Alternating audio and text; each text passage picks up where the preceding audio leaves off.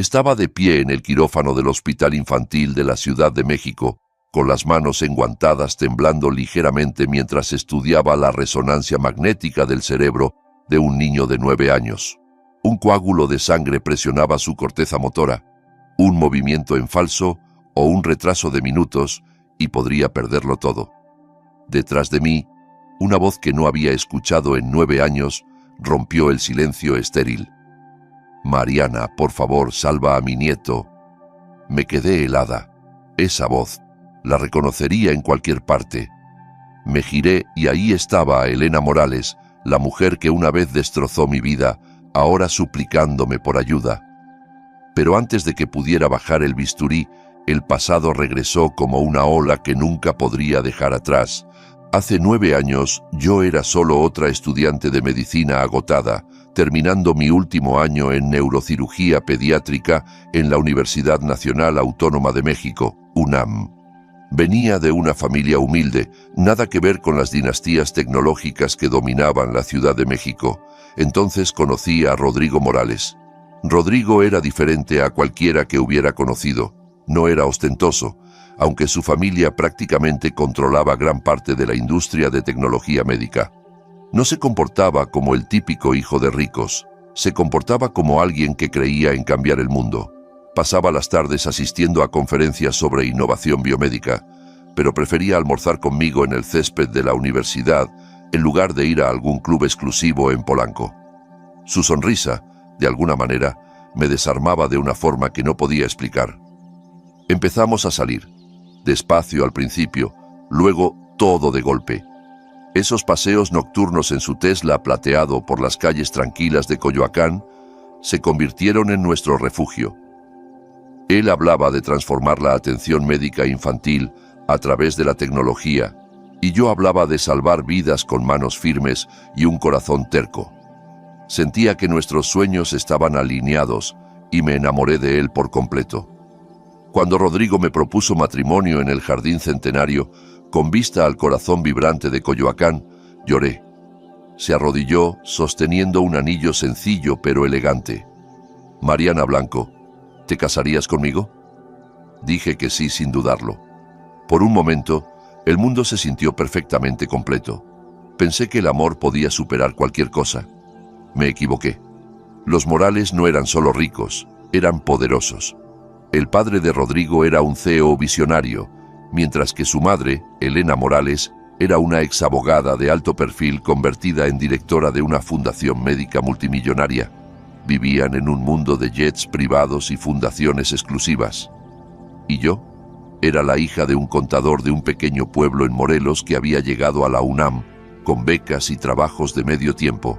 La primera vez que conocí a Elena, el aire se sintió denso, casi eléctrico. Sonrió con cortesía, pero sus ojos eran fríos, calculadores, escaneándome como si fuera un caso legal sin resolver que ella pretendía ganar. Cada pregunta que hacía estaba cargada de insinuaciones. ¿De dónde venía? ¿Cuáles eran mis ambiciones? ¿Si realmente pertenecía al lado de su hijo? Sonreí de vuelta, aferrándome a la creencia de que el amor de Rodrigo sería suficiente. No lo fue. Elena no se detuvo ahí. Contrató investigadores para escarbar en mi pasado y le entregó a Rodrigo un paquete con fotos de mis años universitarios. Imágenes de mí cenando con chicos que casualmente eran adinerados.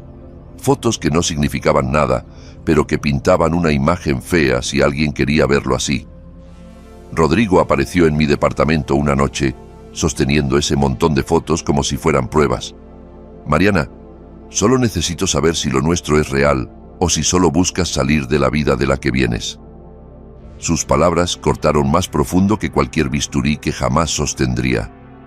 No podía creer que cuestionara mi amor, no después de todo lo que habíamos compartido. Discutimos fuerte, amargamente, con el corazón roto. Al final, me quité el anillo y lo puse en su mano. «Si no puedes confiar en mí, ¿qué nos queda?». Salí y nunca miré atrás. No sabía que esa sería la última vez que vería a Rodrigo con vida. Recuerdo estar en mi departamento a la mañana siguiente, mirando el anillo de compromiso en la mesa, el que me había arrancado del dedo horas antes. Mi pecho se sentía hueco. como si alguien hubiera sacado mi corazón y dejado solo el eco de nuestra discusión. Me repetía que Rodrigo volvería, que se disculparía, que se daría cuenta de lo crueles que habían sido sus palabras, pero mi teléfono nunca sonó. En cambio, esa noche recibí un mensaje de Elena, una línea fría y simple. Tal vez sea mejor para todos si sigues adelante. Quise creer que Rodrigo no tenía nada que ver con eso, pero una parte de mí se preguntaba si él estaba de acuerdo. Días después, intenté sumergirme en el estudio para mis últimas rotaciones clínicas, pero ningún libro podía silenciar la imagen del rostro de Rodrigo, la forma en que sus ojos se endurecieron cuando preguntó si nuestro amor era real. Seguía repitiendo mi propia voz aguda y enojada, diciendo: «Si no puedes confiar en mí, ¿qué nos queda?». Una semana después, caminaba por el campus de la UNAM, fingiendo que la vida era normal, cuando un amigo del programa de residencia me alcanzó. «Oye, ¿supiste de Rodrigo? Ha estado trabajando como loco en la empresa de su papá, algo sobre probarse ante la junta». Asentí, pero por dentro sabía lo que significaba. Elena lo había alcanzado. 2 semanas después vi a Rodrigo por última vez, mientras aún respiraba. Vino a mi departamento tarde, con la chaqueta empapada por la lluvia. Pensé, tal vez, solo tal vez, había venido a arreglar las cosas. En cambio se quedó ahí, con los ojos rojos, agotado. «Mariana, tal vez mi mamá tiene razón. Tal vez venimos de 2 mundos diferentes». Lo miré, apenas pudiendo respirar. «¿Estás diciendo que no me amas?». Negó con la cabeza. «Digo que el amor tal vez no sea suficiente». No recuerdo bien qué respondí. Algo sobre la confianza, sobre cómo el amor verdadero significa luchar por el otro, no alejarse. Pero las palabras no importaron. Su rostro lo decía todo. Cuando se dio la vuelta y salió bajo la lluvia, algo dentro de mí se rompió y nunca sanó del todo. Esa noche manejó demasiado rápido por una carretera sinuosa y resbaladiza rumbo a las lomas de Chapultepec.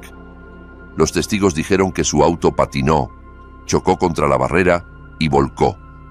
Los paramédicos aseguraron que murió al instante. Recibí la llamada a las 2:13 de la madrugada. «¿Es usted el contacto de emergencia de Rodrigo Morales?», preguntó la voz. «Sí». «¿Por qué? ¿Qué pasó?». «Hubo un accidente. Lo siento, no lo logró». Mis rodillas cedieron y caí al suelo, el teléfono resonando a mi lado. A la mañana siguiente fui al hospital donde lo habían llevado. Mi cuerpo se sentía como si perteneciera a alguien más. Mientras caminaba por esos pasillos blancos, con el olor a antiséptico impregnado en el aire, vi a Elena al fondo del corredor, esperando. Su cabello perfectamente peinado, a pesar del caos, su expresión afilada como para cortar vidrio. Cuando me vio, su boca se tensó. «¿Qué haces aquí?». Me llamaron. Era su contacto de emergencia. Mi voz apenas funcionaba. Sus ojos se entrecerraron y en ese momento todas las máscaras de cortesía que alguna vez había usado se desvanecieron. Tú eres la razón por la que estaba ahí afuera. Tú eres la razón por la que está muerto». Sus palabras golpearon más fuerte que cualquier golpe físico. «Elena, nunca quise esto. Guarda tus excusas». Se acercó más, su voz baja, fría. «Te aferraste a mi hijo por quien era, y cuando las cosas no salieron como querías, lo destrozaste. Lo mataste tan seguro como si hubieras conducido ese auto fuera del camino». Abrí la boca para protestar, pero no salió nada.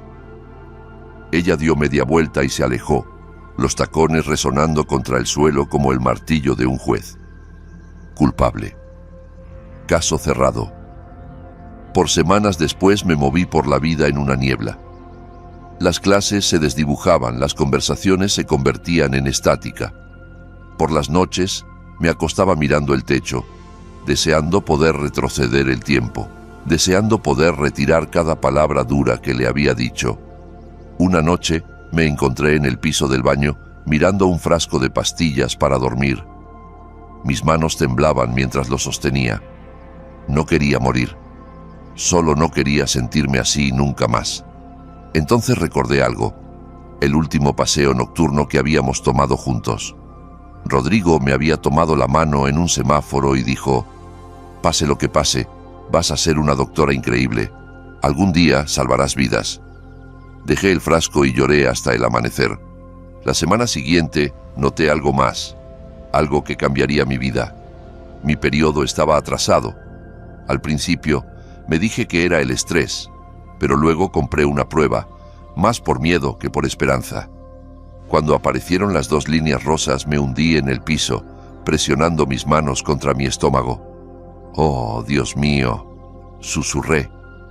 Estaba esperando un hijo de Rodrigo. Ese diminuto latido dentro de mí se convirtió en la razón por la que me levantaba cada mañana.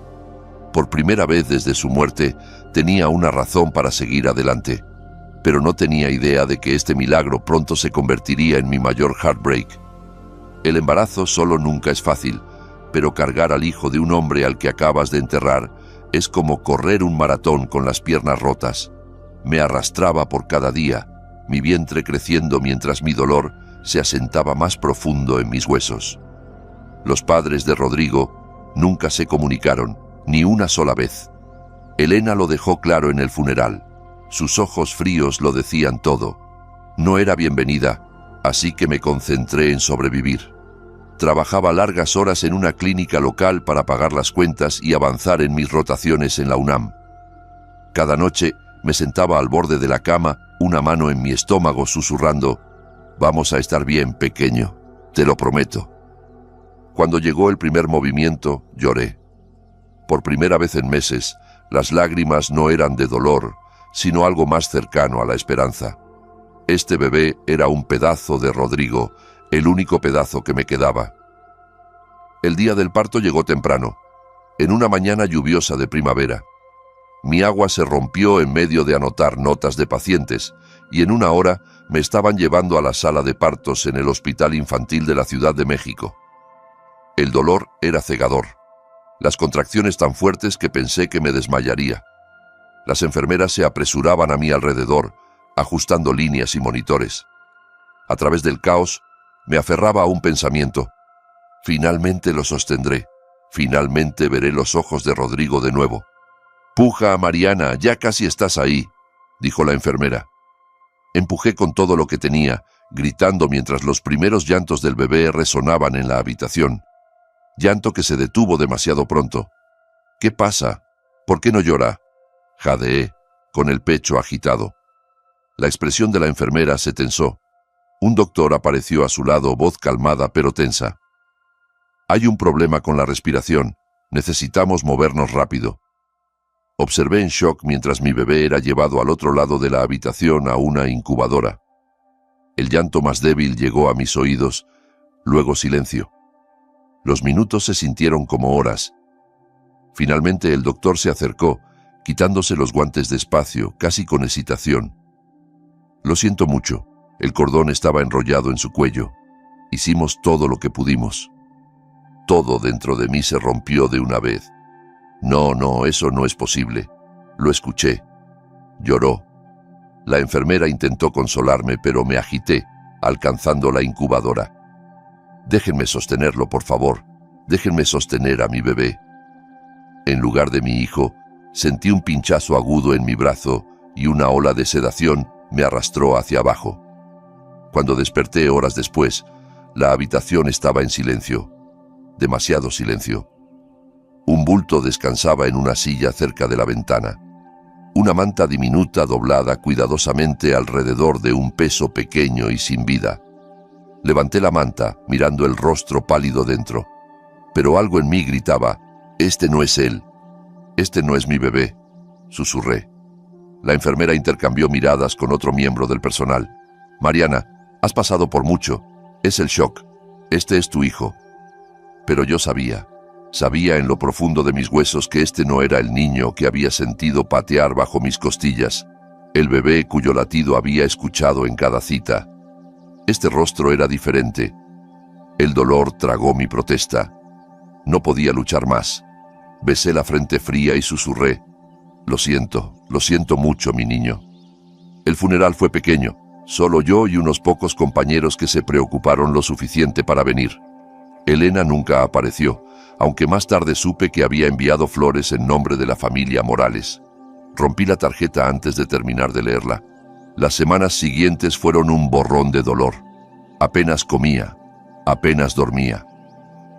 Una noche me encontré sentada en el piso, aferrando la pulsera diminuta del hospital que me habían dado, la que debería haber estado en la muñeca de mi bebé. Mi mundo ya había terminado cuando Rodrigo murió, pero ahora sentía que el destino había salado la tierra para que nada pudiera crecer de nuevo. Sin embargo, en algún lugar dentro de mí, una voz pequeña y amarga susurraba: «Tienes que moverte, tienes que seguir». Así que lo hice. Pero la mujer que había sido, ella se había ido. No lo sabía entonces, pero el momento en que me desmayé después del parto fue el momento en que todo lo que creía sobre el mundo cambió.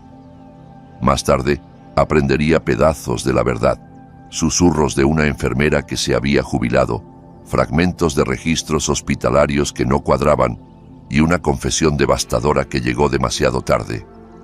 Pero en ese entonces, pensaba que mi hijo había muerto. Elena Morales había estado allí esa noche. No la vi, estaba inconsciente cuando sucedió, pero ella estaba allí. Había usado sus influencias para entrar en el ala de partos y habló en voz baja con un doctor al que había financiado por años. «Ella no está estable», dijo Elena supuestamente. «¿Sabes qué es lo mejor para el bebé?». Esas palabras fueron todo lo que se necesitó. En un mundo donde las donaciones y el poder hablaban más fuerte que la ética, se tomaron decisiones que borraron mi maternidad antes de que siquiera comenzara. Cuando desperté sosteniendo lo que creía era mi hijo sin vida, lo acepté, porque el dolor te ciega. Los ojos de la enfermera se demoraron en mí más de lo necesario, y más tarde me daría cuenta de que era culpa, no piedad, lo que los llenaba, pero en ese momento no lo sabía. Todo lo que sabía era que el único pedazo de Rodrigo que me quedaba había sido arrancado y no tenía fuerzas para detenerlo. Los días pasaron como niebla rodando sobre una ciudad vacía. Me alejé de todo, mis amigos, mis estudios, incluso el pensamiento de amar de nuevo. Mi departamento se convirtió en un lugar donde el silencio gritaba y cada esquina guardaba recordatorios de lo que había perdido. La cuna aún en su caja, la ropita de bebé doblada pulcramente en los cajones, los zapatitos diminutos que había comprado por capricho cuando los sentí patear por primera vez. Pero lo que no sabía era que al otro lado de la ciudad, en la mansión de los Morales, mi bebé, mi Noah, estaba vivo. Elena lo había llevado a casa, le había dado otro nombre y lo presentó al mundo como su nieto. Por años me enterré en la medicina. Me dije que el dolor se atenuaría si me enfocaba en algo más grande que yo, algo noble. Así que trabajé dobles turnos, tomé todos los casos que pude y me forcé a subir de rango, hasta que gané una beca en neurocirugía pediátrica en el Hospital Infantil de la Ciudad de México. Si alguien me mirara desde afuera, diría que estaba prosperando, pero por dentro solo sobrevivía, moviéndome en piloto automático, intentando llenar el agujero interminable que Rodrigo y nuestro bebé habían dejado. Nunca salí con nadie de nuevo. No podía. Mi corazón se había cerrado. No por miedo a ser herida, sino porque no podía imaginar amar a alguien lo suficiente como para arriesgar sentir ese tipo de dolor otra vez. Fue casi 9 años después cuando el destino decidió que me había castigado lo suficiente. Era una mañana de jueves ordinaria, tranquila, excepto por el sonido de mis zapatos en el piso del hospital. Estaba a mitad de revisar historiales cuando sonó el pager de trauma. Niño masculino, 9 años, trauma craneal, posible sangrado craneal. Preparar quirófano 3. Encontré la camilla en la puerta y me congelé. El niño tenía los ojos de Rodrigo. Mi respiración se atoró, mis manos instintivamente aferrando la barandilla. «¿Cuál es su nombre?», pregunté al paramédico. «Noah Morales», dijo. El mundo se inclinó bajo mis pies. Morales. Mi estómago se apretó como si alguien me hubiera dado un puñetazo. Y entonces lo escuché. la voz que había perseguido mis pesadillas por casi una década. «Mariana, por favor, sálvalo». Elena Morales estaba allí, más vieja ahora, su cabello con mechones plateados, su rostro marcado por arrugas que ni la riqueza podía borrar. Pero sus ojos no habían cambiado. Quería gritarle, preguntarle por qué estaba allí, por qué aún se atrevía a decir mi nombre. Pero el niño en la mesa gimió suavemente, trayéndome de vuelta a la realidad. Esto no era sobre mí, era sobre salvarlo. «Tráiganme una tomografía y preparen el quirófano», dije secamente, mi voz firme, incluso mientras mi corazón tronaba. Durante la cirugía, bloqueé todo excepto el frágil cerebro del niño bajo mis manos. Cada movimiento deliberado, cada sutura precisa. No pensé en Rodrigo, no pensé en Elena, no pensé en la vida que me habían robado.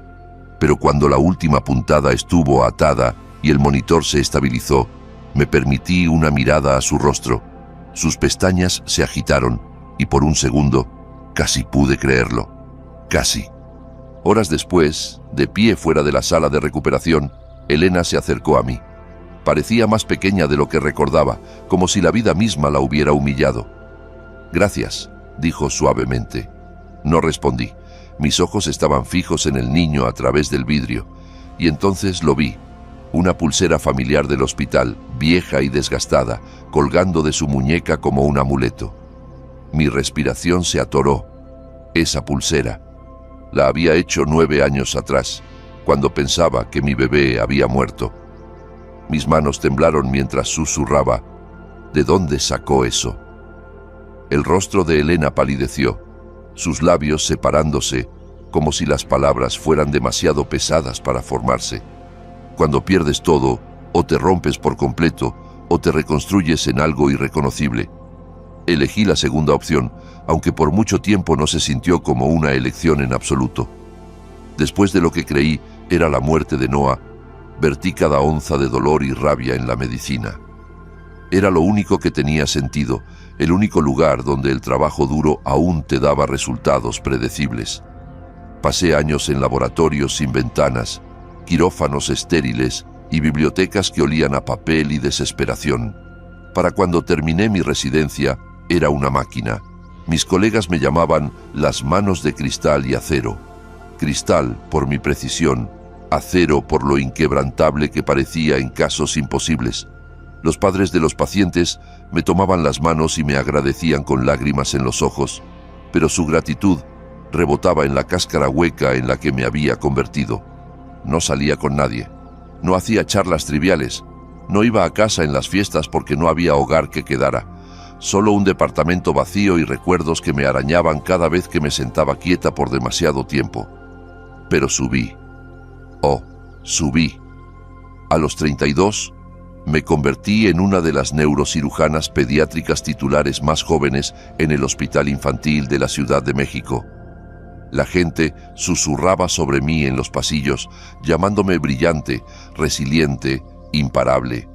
Lo que no sabían era que no me había sentido verdaderamente viva en 9 años. Y entonces llegó Noah Morales, el niño que convirtió todas mis paredes cuidadosamente construidas en polvo. Cuando lo vi por primera vez inconsciente en esa camilla, algo profundo dentro de mí se movió. Al principio, me dije que era por sus ojos, el exacto tono y forma de los de Rodrigo. Pero no era eso. Era la forma en que mis manos temblaban, solo ligeramente, cuando toqué su cabello para revisar laceraciones en el cuero cabelludo. Era la forma en que mi pecho se apretaba cada vez que sus monitores pitaban. Y cuando noté esa pulsera vieja y desgastada en su muñeca, mi mundo entero se inclinó. No había pensado en esa pulsera en años, pero ahora era todo en lo que podía pensar. La había hecho yo misma, en el último día de mi clase prenatal de manualidades. Un cordón azul diminuto con una sola cuenta de plata, grabada con una N para Noah. Mi Noah. Después de la cirugía, intenté ignorar las preguntas que arañaban mi cerebro. Me dije, las coincidencias pasan. Hay muchos niños llamados Noé, muchas familias que donan a hospitales y obtienen pulseras antiguas como recuerdos. Pero en el fondo, algo dentro de mí susurraba, No, Mariana, este es él. Esa noche fui a casa y me senté en el piso de mi departamento, sacando la caja de zapatos que no había abierto en años. Dentro estaban todos los recuerdos que había intentado enterrar, fotos de ultrasonidos, ropita de bebé y la pulsera a juego que había guardado para mí. La comparé con lo que había visto en la muñeca de ese niño ese día. No era solo similar, era idéntica, hasta la diminuta imperfección en la cuenta de plata, la que había rayado accidentalmente al grabarla a mano. Un escalofrío me recorrió. No pude dormir. No pude comer. A la mañana siguiente, me encontré en la cafetería del hospital, mirando una taza de café que se había enfriado. Mi mente repitiendo cada recuerdo del día en que di a luz. La sedación, la enfermera desconocida, Elena apareciendo en el funeral, pero nunca mirándome a los ojos. Las piezas empezaron a encajar, como un rompecabezas que no sabía que estaba resolviendo. Elena había estado allí. Elena tenía influencia. Elena me había odiado lo suficiente como para decir que no pertenecía a su familia. ¿Y si mi hijo nunca había muerto? Esa pregunta aún resonaba en mi cabeza cuando vi a Elena de nuevo, en el pasillo fuera de la sala de recuperación de Noah. Parecía más pequeña, de alguna manera más vieja, como si el tiempo había sido cruel de formas que ni su dinero podía arreglar. Sus ojos se encontraron con los míos y por primera vez en 9 años vi algo que nunca esperé de ella. Miedo. Elena, dije, mi voz firme, a pesar de la tormenta dentro de mí. Necesitamos hablar. Elena se quedó congelada cuando dije esas palabras. Por años había imaginado cómo se sentiría enfrentarla de nuevo, a la mujer que me había mirado como si fuera una mancha en su vida perfecta. Pensé que sentiría rabia o tal vez satisfacción. En cambio, sentí vacío, como alguien preparándose para un impacto que había estado llegando por casi una década. Se aclaró la garganta, el mismo sonido nítido y autoritario que recordaba del funeral. Este no es el momento, Mariana. Mi nieto acaba de pasar por una cirugía mayor. ¿Tu nieto? Mi voz se quebró, más aguda de lo que pretendía. Esa pulsera en su muñeca, ¿de dónde vino? Sus ojos se desviaron por medio segundo, y en esa pequeña ruptura de contacto visual lo vi. Culpa. No sé qué estás insinuando, dijo, su voz más delgada ahora. Pero salvaste su vida. Eso debería ser todo lo que importa. No. Di un paso más cerca, bajando la voz. Hace 9 años di a luz en este hospital. Mi hijo, fue declarado muerto por un accidente con el cordón, y sin embargo, tu nieto tiene la misma pulsera que hice con mis propias manos antes de que naciera. ¿Cómo es posible, Elena? ¿Cómo? Por primera vez en su vida parecía acorralada. Elena Morales, la mujer que podía destrozar oponentes en tribunales y juntas de caridad por igual, en realidad retrocedió. Su máscara perfectamente compuesta se agrietó y vi algo detrás de ella. Miedo y vergüenza. Intentó recuperarse. Mariana estaba sedada. Habías pasado por un trauma. No sabes qué viste. Sé exactamente qué vi y sé que estabas allí esa noche. Mi voz tembló, no por incertidumbre, sino por finalmente decir en voz alta lo que había enterrado por casi una década. Lo tomaste, ¿verdad? Tomaste a mi hijo. Sus labios temblaron, pero se quedó en silencio. Ese silencio me dijo todo. Me apoyé contra la pared, mareada. ¿Por qué?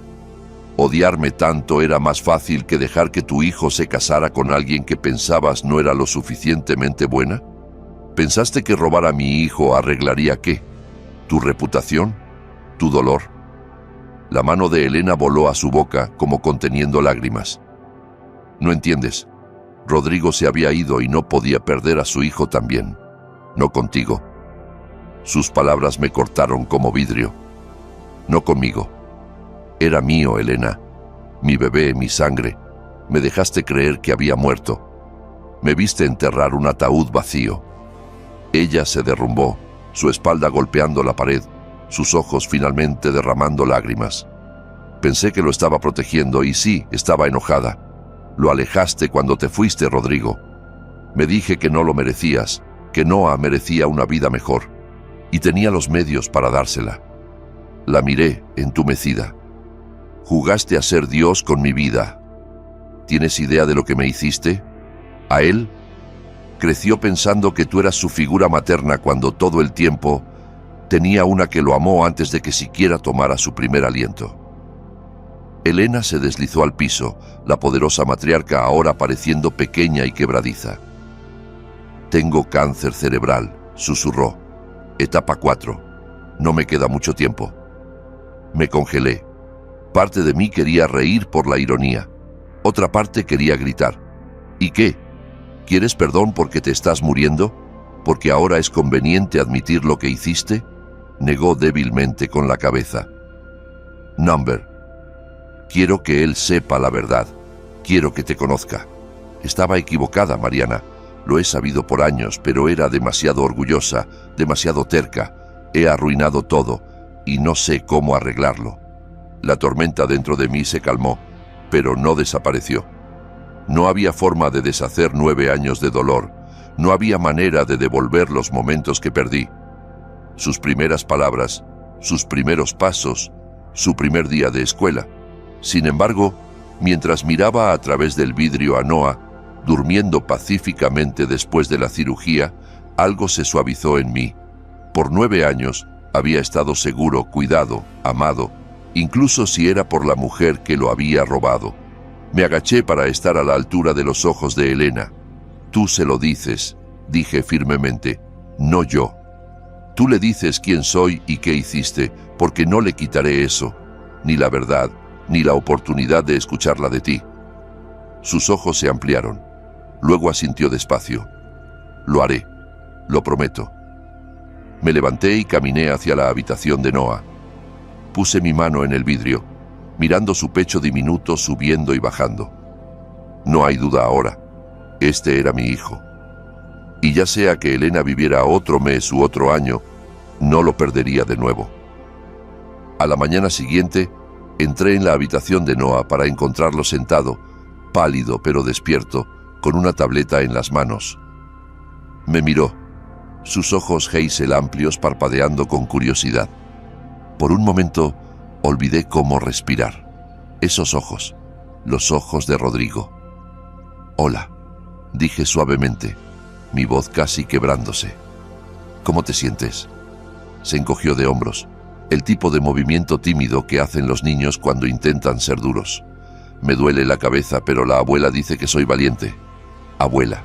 Mi pecho se apretó, pero sonreí de todos modos. Tiene razón. Fuiste increíblemente valiente ayer.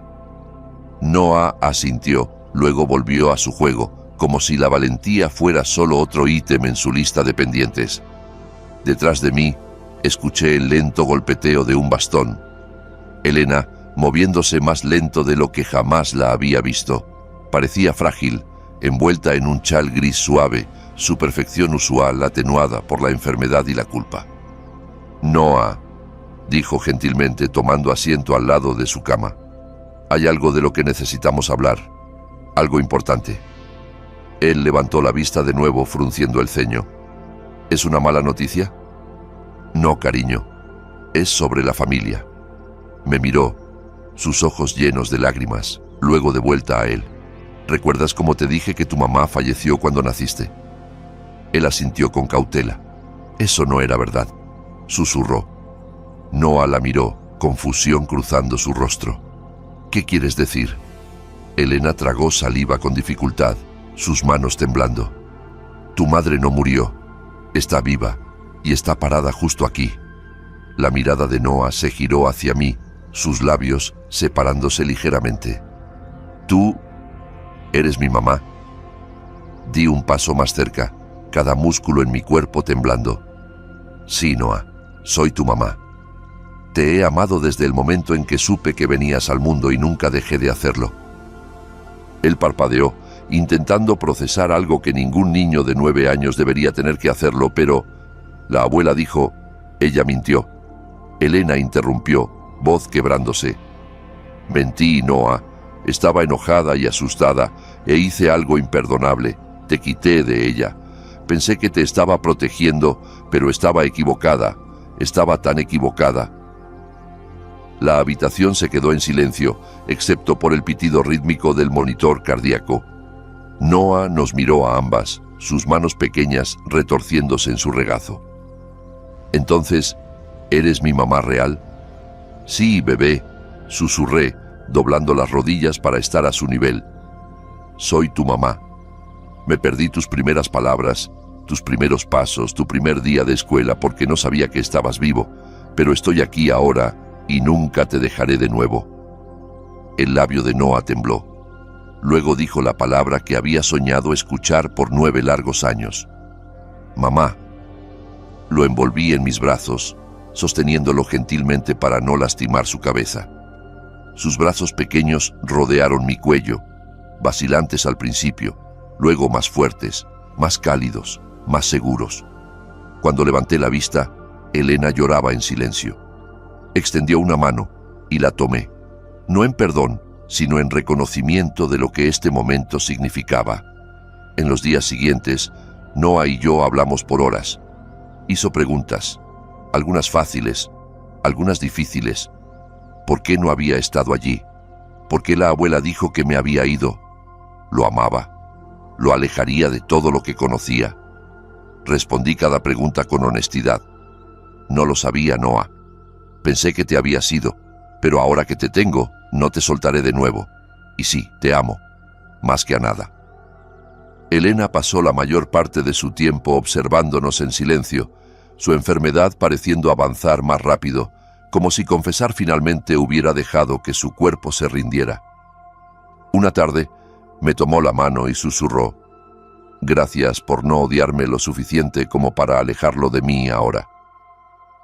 No sabía cómo me sentía sobre el perdón aún, pero sabía esto. El odio no criaría a Noah en el tipo de hombre que Rodrigo habría querido que fuera.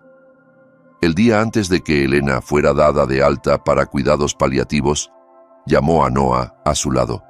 «Sé fuerte, cariño, y escucha a tu mamá. Ella es todo lo que no fui lo suficientemente valiente para ser». Él asintió, ojos vidriosos, y la abrazó fuerte. Por primera vez, vi algo genuino entre ellos, no construido en mentiras o control, sino en verdad, finalmente dicha en voz alta. Mientras acomodaba a Noah en la cama esa noche, susurró: «Mamá, ¿podemos empezar de nuevo? Como desde hoy». Besé su frente, lágrimas quemando mis ojos. «Sí, bebé, desde hoy». Elena falleció 2 semanas después. Fue quieto, casi pacífico, como la llama de una vela finalmente rindiéndose después de quemar demasiado brillante por demasiado tiempo. Había pedido cuidados paliativos en casa y me quedé con Noah durante todo. No lo hice por ella, lo hice por él. En su última noche, Elena pidió verme a solas. Me paré al lado de su cama, incierta de qué se suponía que debía sentir. «No me debes perdón», dijo, su voz frágil, delgada como papel.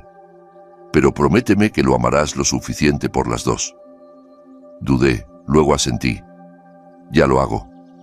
Sonrió débilmente, cerró los ojos y susurró: «Entonces puedo descansar». Minutos después, se había ido. Los días después de su partida fueron extraños. No hubo lectura dramática de testamento, no hubo fortuna sorpresa esperándome. No la esperaba, pero Elena dejó una cosa que me sorprendió, una carta dirigida a Noé. Él se sentó en el sofá de la sala, sosteniéndola como si fuera algo peligroso. «¿Debo leerla, mamá?» «Solo si quieres», dije suavemente, arrodillándome a su lado. La desdobló despacio, labios moviéndose en silencio mientras leía.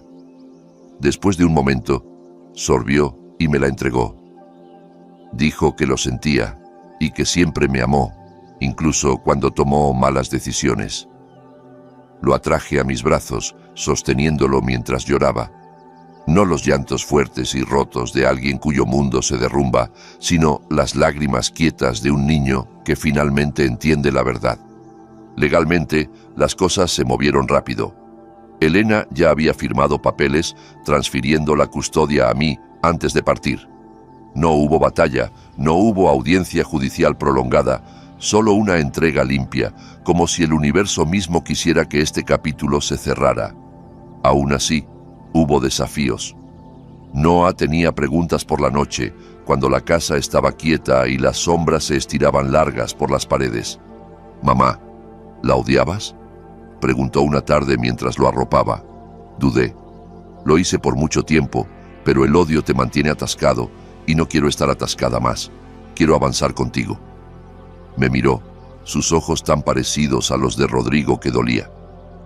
¿Crees que papá estaría orgulloso de mí? Sonreí apartando su cabello.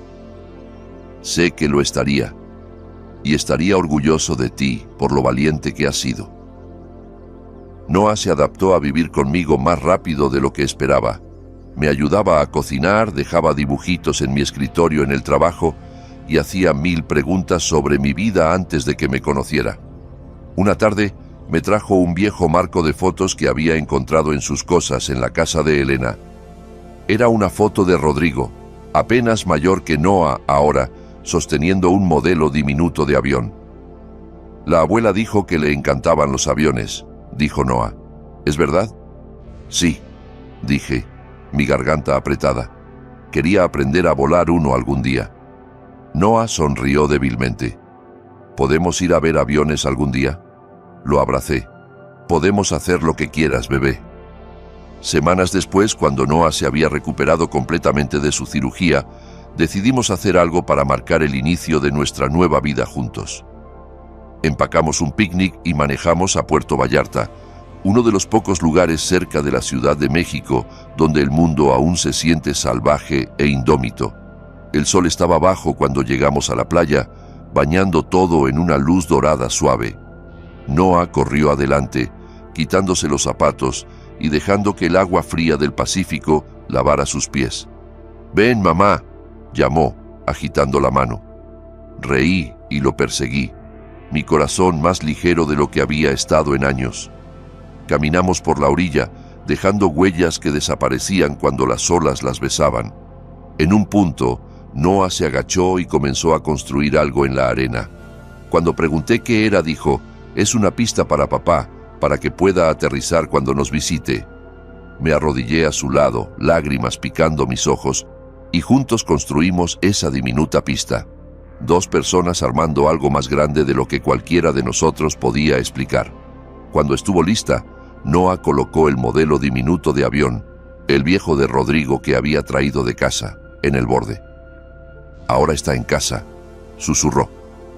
Lo envolví en mis brazos, sosteniéndolo cerca. «Sí, bebé, lo está».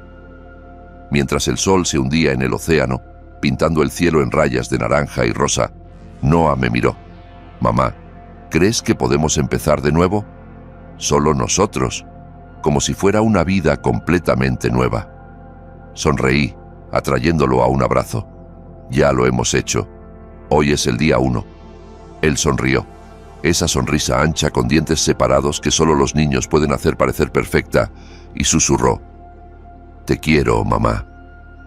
Mi garganta se apretó mientras susurraba de vuelta: «Yo también te quiero, Noah. Siempre». Nos quedamos allí, brazos envueltos el uno alrededor del otro, el océano rugiendo detrás de nosotros y el viento llevándose todo lo viejo y roto. Por primera vez en 9 años me sentí completa. Ya no Mariana Blanco, la madre en duelo que lo perdió todo, sino Mariana Blanco, la mujer que había luchado por volver a la vida, al amor y a la familia. Y mientras sostenía a mi hijo cerca, supe que esto era solo el comienzo.